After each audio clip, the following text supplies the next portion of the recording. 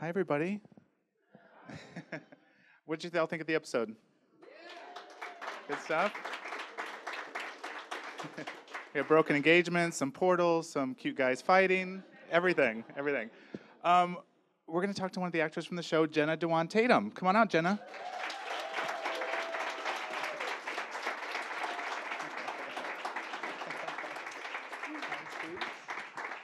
Hi, guys. So I just saw the finale. Ooh, Does it feel like you shot the finale a long time ago? Because I know you were busy shooting season 2 already. Oh, Lord, yes. That feels... that feels like forever ago. That's what you guys just watched, the finale? That's awesome. Did you guys like it? Yeah? Okay, good. Thanks. Well, let's talk about your whole career. I want to go back Yes. because acting, dancing, you've got a lot of stuff that you've done. Tell me, what was the first kind of performance you ever did? Whether it was when you were a little kid doing something in school, what was the first time you kind of performed? My first performance, I was dancing. It was a recital. I was 5 years old. I was a bumblebee, and it's actually really funny because it was like we were chassing across the stage, and I'm the only one that fell. Like I tripped on the girl next to me, fell, did like a front flip, got up and kept going, and it's like an ongoing joke in our family because I'm the only one that ended up becoming a dancer. I'm the only one that fell in my first performance, so that's funny. So I don't know your background as far as when dance came in. I know dance came in here. When did acting kind of come in there, or were they kind of in tandem? How did that start? No, I was a dancer my whole life, and then I moved to LA to be a professional dancer.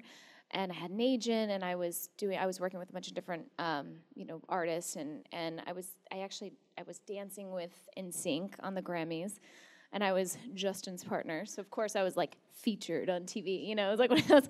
And an acting manager who was watching it thought, well, maybe she could have a career or something like that, and knew someone who literally called me up and was like, you should be an actress. And I went in and met with her, and I said to her, no. I went, no. I just want to be a dancer. And she's like, just go on one audition, like just try it out. And I went on an audition for Boston Public, and it was like 3 lines, and I rehearsed for 3 days. I was like, okay, I got this, okay. All I say is like, hi, how are you? Like, it was literally, and I'm like reciting different ways of saying it. I said it like all different inflections, all different ways, and then I ended up getting the part, and then I kind of, maybe I'll do this. And then, of course, after that, then I trained, and I fell in love with it, and then I really stopped dancing, and then started acting. Okay. And now, having talked to dancers who are also actors, you would think they're worlds apart. Are they, in your opinion? I think that there's a unique challenge in that dance is very broad. It's very, you're performing on stage for thousands of people, and acting is very intimate. And it's for me, it took a minute to transition from that. Like I had the natural sort of ease as far as like being on camera, and I didn't have, a lot of times you find that actors have that weird, like they've got to get over some weird antics or things they did. That part was more of an ease for me. But for me, it was letting go of being a performer, and being real human who's like allowed to be vulnerable and sit in moments and be with one other person and not feel like I had to like act something out. If I had to be, evil, I had to be evil, and then just allowing your own essence to come out and be those things. And that took, a bit of time and a bit of training to figure that out. Was the Boston Public job, is that what got you your SAG card, or was it another job? I think I actually had my SAG card as a dancer because I think I did a movie. I did something that gave it to me, and then it was right after that I did a movie called Tamara, which was this really awesome horror movie. And that was like, okay, I was in SAG. Like that was the thing that got me. Okay. But then obviously dance never fully left because jumping the step up. Yeah. Which got you a lot of attention and also got you a husband. Yeah. That was kind of like the dream. That was like my dream moment. I was like, I got a hit movie and a husband. It was awesome. But talk about just getting into Step Up and whether it was auditions or how that happened. That's a really good story. So I had done a movie called Take the Lead right before that, which was another dancing movie. And the casting director was like, we don't want to see anybody who's been in a dance movie at all. And my manager at the time was like pushing. And they finally said, fine. Like, they're like, fine, she'll come in. And I went in and read for not even the casting director, like the casting assistant's assistant. And then they were kind of like, I saw them, they were like, well, maybe we should go, like, you know, like I must not have sucked that bad. And then they went and got the actual casting director, who then came in and then read me. And then the very next day they called and they wanted me to screen test with Channing. And they were like, look him up. He's in this movie, Coach Carter. And, you know, of course I looked it up and I was like, not so bad looking. and went in, but this is the worst. I walked into the audition. So there was girls auditioning before me, and I walked in, and I was like, oh, like I literally walked in the room, and I was like, shit, I'm not getting this role. Like I like backed up, and then it even gets worse. I had the wrong sides, so I had they sent me the wrong sides. So then I had to cold read the sides that I did have, and apparently I was really nervous, and I was a whole hot mess, and like something they were like, well, you know, maybe obviously because we got married, we had good chemistry. But then I went and did the dance portion of it the next day, and then this is the best thing. So they weren't convinced. They were like, she looks a little too exotic. You know, it's Disney. We want. So then they had me go dye my hair. So I literally went and dyed my hair red, and then they still didn't give me the part, by the way. So they read all of LA. They read everyone. They're like asking people off the street. They're like, you want to come read this? And then on the last day that my test contract ran out, they're like, you got the part.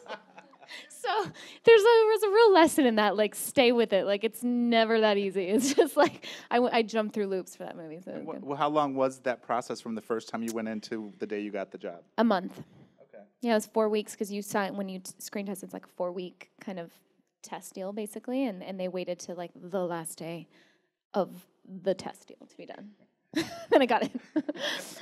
Well, and we know there's a lot of romances when you are on different sets and different movies and shows, but you know, you got a husband out of this. Yeah. But what was the chemistry like? Like, did you feel something right away, even just as far as acting, not even just personally? I thought he was so nice. He came out and he ran the sides with me, the scenes like outside of the audition. He's like, I know it's probably nerve-wracking. Let's run the scenes, which that's so nice anytime you get to do that, because then you kind of get your butterflies out and then you can go in and do it. And I thought he was super hot, of course. And but I was so nervous and I was so out of my body that but now it's actually funny because Joanna, the casting director, emailed me recently our audition tape, which was horrifying. Oh my God, horrifying. Except for the fact at the end, they showed us kind of like having like little dance, like we were like dancing, and we're completely flirting with each other. I'm like, you're so tall, and he's like, oh my God, you're so cute. Like we were just like, so like, I'm pretty sure that's like exactly what got me hired right there. It sounds like you knew exactly what you were doing. I didn't. It was so unconscious. That's what was kind of cute. Like it was just like I was just trying to like look good for the like, you know, when you stand next to each other and they're like, okay, you guys stand next to each other, see what you guys, and you just interact. And I was just like, oh my God, how do I do this well? You know, I wasn't even thinking about it. So. Well, and was there a parallel with the movie in real life as far as the dancing? Because you're very trained. He's got a whole different thing going on, which that's a part of the movie. But how was that to work with? Yeah, it was kind of very similar. He was a street dancer. He was like a club dancer from Tampa, and I was a very studio kid trained dancer, and it really worked out like the movie. Like I was helping him, and he was like asking me about choreography, and I would tell him how to do certain things. So it just like it was one of those when you do a couple projects and you've been in the business for a while, there's always some that feel like you've like caught lightning in a bottle. You're just like, this feels right. It felt right filming it, but we had no idea. You know, to me it was just like this tiny little movie that might, you know, we had no idea it would be like Step Up 24. How many have they made now? Like, you know, they're still making them. So it's kind of cool. So once the movie did hit, did you feel a shift in the business as far as auditions you were getting or how people saw you? Just because that does tend to change people's opinions. It helped me get indoors, which was really nice. One of the problems I ran into was I had a hit movie before I was really experienced.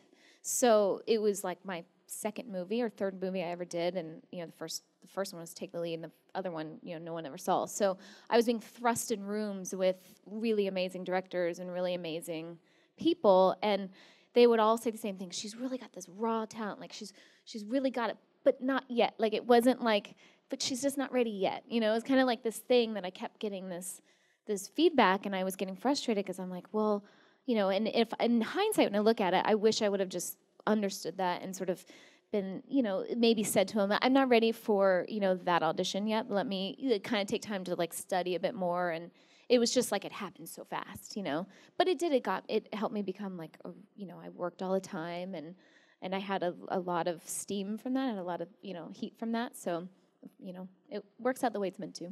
Were you able at all to kind of steer the auditions you were getting, like whether it was dance roles or comedic roles or drama roles?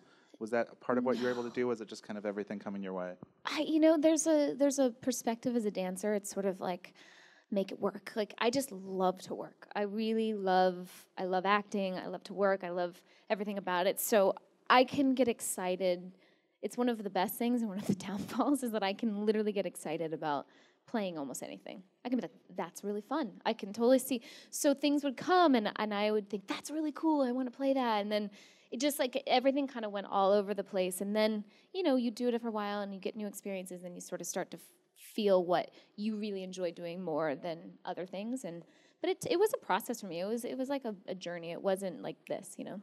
Were you, even in those early jobs, even before Step Up, were you learning on every job, whether it was a guest spot on Joey?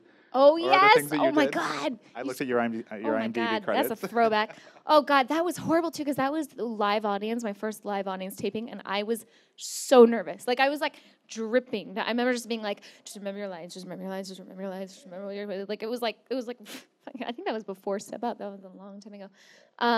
Yeah, no, every job you learn something new, and every job you get more comfortable and more confident and more knowledgeable about, you know, acting and your roles and how you are to play things. And yeah. Okay, so I know you had a horror film early on in your career, Yes. but then of course people know you were on American Horror Story, the Asylum season. Yes. How was that? Because I'm guessing that was a pretty insane set to be a part of. Can you talk about that a little bit? Oh, God, that was a crazy job. That was crazy. First of all, Ryan Murphy does not give you the script or your scenes until the night before. So, of course, yeah, I go and audition with Adam Levine, which is not so bad. And we're reading something else. I'm like, it's fine. And then they're like, you get the job and you film 3 days later. And I didn't get the site. And then the night before, like, I'm saying some really racy things. Like, I won't say it here, but you gotta watch it. And so I watched it, when I went to go film it, I'm thinking, oh my God, look, I'm having to say this stuff. You gotta commit, and you just go for it, and you just, like, you fall into the role, and we just had so much fun together, and it's the most intense, beautiful, crazy horror set you've ever seen. So we would be laughing, though. We'd be, like, screaming and running, and, like, his arm was chopped off, and then we'd be, like, laughing, like, right after, you know, it's just, like, one of those wild, fun, that was one of my favorites to, like, work on, for sure. Well, you guys were fun together. Did you know Adam before that? Because you guys had, like, a kind of a cool chemistry in what we saw in the show. Thank you. Nope. Met him in the audition. Met him the next day. Our very first scene, we were kissing. That tends to happen, by the way. I don't know if anyone else knows that, but it's like, no matter what, you can have 40 scenes, but the love scene or the kiss scene is always first. It's like, you really get to know people. Well, and I saw you get out of your car out there, and somebody came up and had you, like, sign American Horror. Yeah. So does that change your fandom a little bit when you're part of a show that's so big like that? It did, yeah, a little bit. Yeah, I definitely get a lot of American Horror Story people and fans, and even from that movie Tamara I did, which was a little tiny horror movie, I have a lot of horror fans that are really loyal to that movie. Okay. They liked me as a nerd coming back to life and killing people. And so, Witches of East End, yes. When did that come into your life? Was it on the heels of American Horror Story? Was there some crossover there? Yeah. Was it? No. Was it? Yeah. I can't remember. It's horrible. Like, mom brain. It happens to all of us. I think it was, like, really close together. And I remember I went to film one after I'd filmed the pilot. It was, like, kind of, like, right next to each other. That came just randomly through my agent, who called me and said, there's a script, and we really like it, and they like you for it. They want to meet you on it. And I read it, and I was immediately sucked in. I was like, I have to do this. Like, as a person, I really love the magical side of life, and to me, everything about it, I loved it. It was very, it read like a film, the first episode, the pilot episode to me, and it reminded me of Practical Magic, which is my favorite movie ever. And I was playing like a witch in the most hot romance love triangle. I was like, this is just really fun. I was like, there's no way I'm not gonna be able to do this. Like, if they offer this to me, I'm gonna do it for sure. It was just that kind of a project. It's like, when are you ever gonna play that? It's so much fun.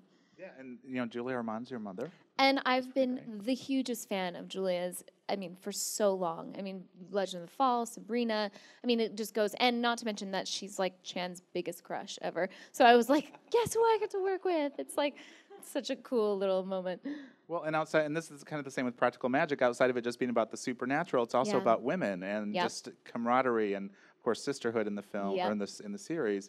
Was that something that drew you in as well? Oh, that was exactly what drew me in. I thought that it was really interesting to play a family dynamic of women who are so powerful and they have these powers but that's not what we're focusing on. We're focusing on the complications of a family and really powerful women working with each other in a small town and there was just so many fun elements that I could see I would do this for 7 years. It's kind of when you sign on to a TV show, you think, okay, I'll be playing this role for possibly, hopefully, that's not wood, nothing to knock on wood, anything, but you're playing something for a long time. You want to love that character, and I really loved Freya, and I loved the relationship she made with all the different characters, and it just felt fun.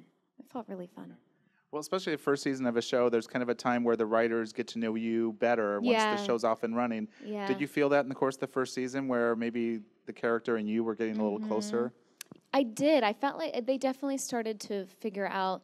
I think they start seeing, where your strengths are and what particular sort of style they like and what's working, what the fans are into, and then they sort of kind of write and cater to that. And it's fun to see that because you go, oh, okay, they really like that or that's working. And I really suggest and I really try not to think about it too much though, because for me, the second I think in acting is the second I go wrong. So I just try and take it in stride, and I don't really like when people tell me what I did. Like if I do a scene and the director goes, I really liked when you did that, I'm like, don't tell me, because it's more fun if I just sort of play and there's a freedom there. So, but it is nice, and now, the second season is so much different and a lot darker and a lot more intense and deeper. There's a lot of deeper storylines and just a lot of complications that are happening. So it's been really cool to see how they're writing Freya this year, for sure.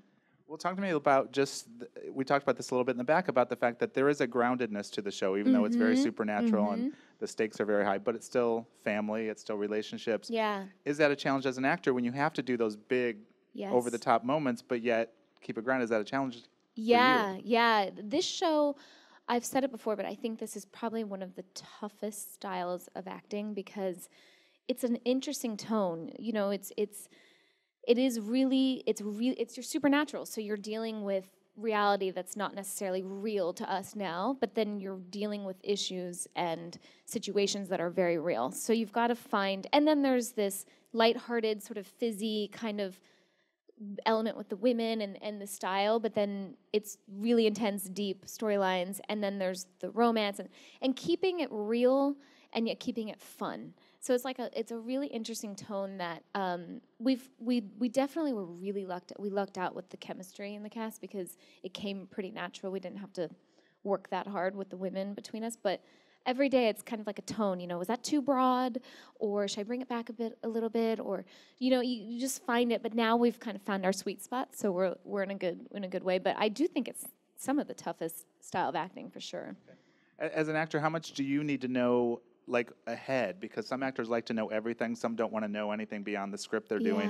What's your kind of style in that regard? Well, I'm sort of I was the kid that had the Choose Your Own Adventure books, and I would read ahead because I wanted, or read the last page to know what happened. So there's a part I'm always trying to sneak. I'm asking Maggie, our creator. I'm like, so what happened? So do they stay together? Why don't they? And she's always stop asking. You're not gonna leak anything for me. But I don't like to know too much because I do feel there's two sides. If you know the whole arc of your character, if this was a film, we would read it, know exactly, and you would prepare knowing the entire arc.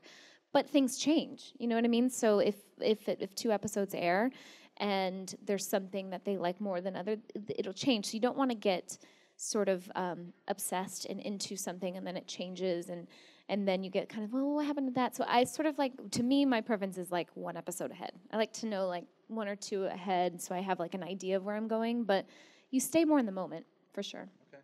And let's talk about the love triangle, because it's pretty hot and steamy. You got two. I mean, I love the names, Killian and Dash. Oh my God! And it's Frillian and Fresh. Is really what it is. There's Team Frillian and Team Fresh. Okay. Which is awesome. Which is awesome.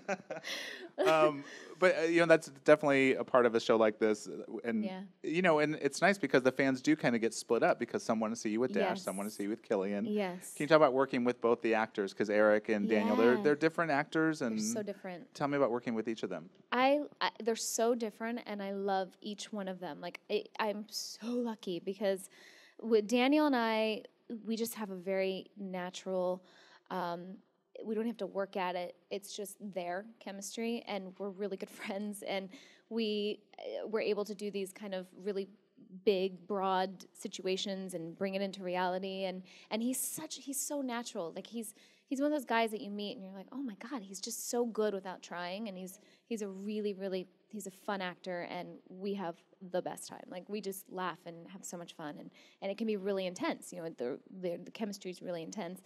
And then Eric is just as amazing. We never stop laughing. Like we have so much fun together. And he and I had like almost exactly what we played. Like we've known each other, comfortability, almost like a married couple. It was like we're both married, both have kids, so we would just be like talking about that. And then that sort of bleeds into, what you're filming. So I lucked out. They're really great and they're really fun. They're some of my favorite scenes to do with them. Well, I know things are definitely changing up in the second season as far as that triangle. Yes. And I don't know how much you can talk about it, but we do know, as we saw in here, Dash gets his powers back. Yep. Which I'm guessing will change some things. Can you kind of tease a little bit what we'll see as far as the triangle? Because both the guys are still in the show. Yeah, they're still in the show. They both get their powers back. So they get to learn about their powers and where that goes in the show. I've obviously made my decision to be with Frillian. But then as the season starts, we don't know where he is. He's not answering me. I've said, I'm in love with you. You're my soulmate. I'm hearing nothing. So I'm pretty heartbroken. And then, there's a sense of we're witches. So, of course, our intuition and our sixth sense is really, really strong. So I start feeling like something's off, like something's not right. But what's interesting is even though that we're torn apart, what's so fun about this show is that there's no rules. Like we can go into past lives and we can have dreams and so you kind of get to explore the characters and their relationship through other avenues of doing it rather than just in the present, like in what's happening at that day. So that has been really fun, but it's been really great for me to play because I'm not torn between two guys, anymore. Now I know what I want, but I can't get it. And I'm heartbroken over that and then realizing what's standing in our way and then, of course, Eric is not totally happy with me second season. So that's another fun little thing that we get to play. Is it maybe safe to say that there might be, like, especially with the Dash character, might be some hovering between good and evil for him just because of his emotional state? Yeah, I would say there's a lot of hovering happening. Literally hovering. What else can you talk about as far as is that the main thrust of your story going in, or is there, because there's also stuff going on with Julia's character? Yeah. Well, I think you see that. I mean, the first episode, she's dying. She's hurt. We don't know how to cure her, and that's obviously, that's our mother, and we're dealing with the weight of her death and how important it is that we need to find a cure and heal her and find out what we can do. So I'm dealing with the possible death of my mother and the possible death of my soulmate. So there's we start off the second season really in a whole other way. Tonally, it is really much darker and more intense, and I think a complete step above even what we did for season 1. So that's cool. Is there still that balance though between the darkness, because you guys also have those light moments that we do? Yeah. No, lots of people asking about that. But is it still is there still funny scenes? And are you guys still? I'm like, totally. It's all still there. But the look is different. We have a new actual physical look to the show, and we definitely still have our little lighthearted moments. But overall, it's much more dramatic. Okay. And I know you're very present on social media. Yes. I think I follow you everywhere. A little obsessed. A little bit. It's easy to get obsessed, I think. It is, but I think that it's like this Twitter thing. My mom calls it the Twitter. She's like, the Twitter. The Twitter thing is really, it's obsessive. Like, but I really like being able to talk and interact with people directly. That's cool. What are people asking you about the show? Are they asking you about Step Up? Are they asking about Channing? What are they asking you about? All over. I get a lot about the show. A lot of people are super excited. They want to know what happened to Daniel, and they want to know what happened, and if Freya is, if she's still with him, and like lots of. I get really cool questions, and then I get a lot of like, how'd you lose the baby weight? Like you just get like all across the like tons of weird questions. And you're a new mother? Yes. Did you say just a year? She's 13 months, yeah. Oh, that's great. Congratulations. Yeah, thank you. That's very nice. Thank you. Oh, thanks, guys. How does becoming a mother change your perspective as far as your career and acting and the roles you're taking? And just, I'm guessing that there might be some change there. Oh, for sure. In the coolest way, I think that, at least for me, it's really easy as an actor, and it's really easy in LA, period, to just get wrapped up in like the stupid side of life, oh, well, they said this about me, and this is my feedback, and this is the way, like, it's just like, it's superficial, and it really doesn't matter, because at the end of the day, you have to let go, and you have to trust, and know that what's meant to be yours will find you, and your path will find you, and the greatest thing about having a baby is that she allowed that to happen to me so effortlessly. Like it was just, all I care about is Everly and making sure she's happy and keeping her satisfied and playing with her. That the other stuff just sort of fell into place, and I didn't have to, you just don't think about it as much. And then the beauty of that is that there's a release and a surrender in that then everything sort of goes ding, ding, ding, ding, and lines up. So trust me, I was the one that was like, I want to wait and before I have kids, I want to wait and I want to make sure everything, and then it took us by surprise, it happened, and then everything got better. Which is, so I'm living proof that you can, it doesn't mean that you can't have a career, you can't work. It just, everything perspective-wise changed in the most beautiful way. Okay. Now, this might be early, but let's say 5-10 years down the line, Everly says, I want to go into show business. I want to do what mommy and daddy do. know. What would you say? I think I'm cooler about it than Chan, that's for sure. What I would say to her is, one of the best things, I had huge dreams as a kid. I wanted to dance, and I wanted to be professional, and I wanted to move to LA, and she never once was like, no, you can't do that. She was like, if you want to do it, you go after it, you follow your dreams, stay in school. I had to, obviously stay in school, and they encouraged me to go to college, and so I had that, but my mom would bend over backwards to make sure I made my dream come true. So I will never not do that for Everly. If she wants to act, what I will say, though, is that for me, acting is life, and life experience is acting. So I find with some kid actors that they don't have life, So I would like her to be in class and learning about it. But I don't know how I feel about her working so early. That's where I kind of want her to, like, love acting and love what it is, but have a life and then, go into it later. We'll see if that happens. Maybe she'll just want to be like a soccer player. It'll be awesome. I have some questions from the audience. Okay. I'm going to ask for you. Patricia Ann Walsh, she wants to know, will you be able to use your dance training in the seasons to come of the show? Any chance we'll see you dance? Patricia. Yes. In this season, I dance in one of the episodes. It's so fun, too. It's so much fun. Oh, that's great. Okay. Yes. We've talked that one.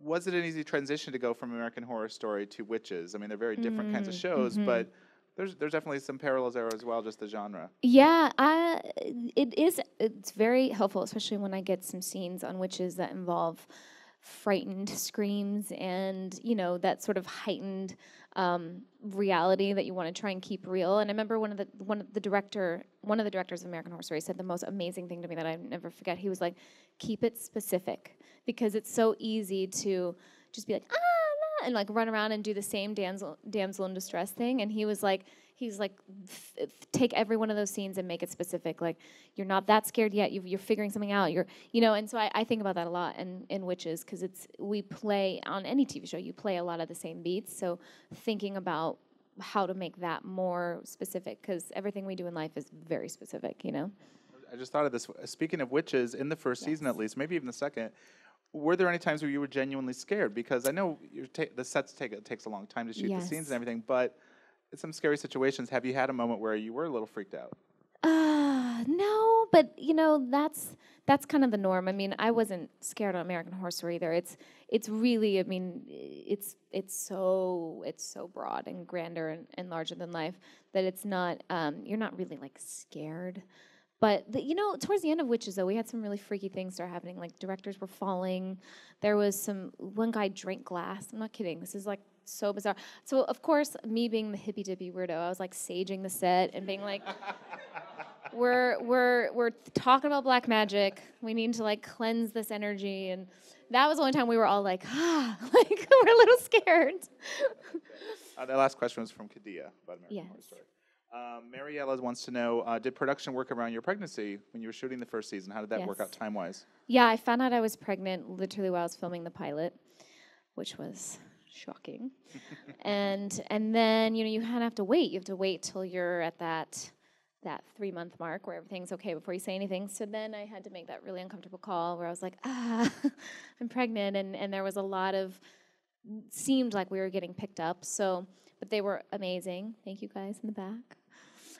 They worked around it, and there was lots of conversations. There was a talk in which they were going to CGI out my belly, which, as you guys can see, that would have been really interesting, as doing love scenes.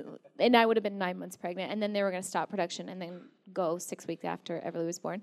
But then, thank God, that didn't happen, and they pushed. But I did go back to work 6 weeks after Everly, so it was super intense. Wow.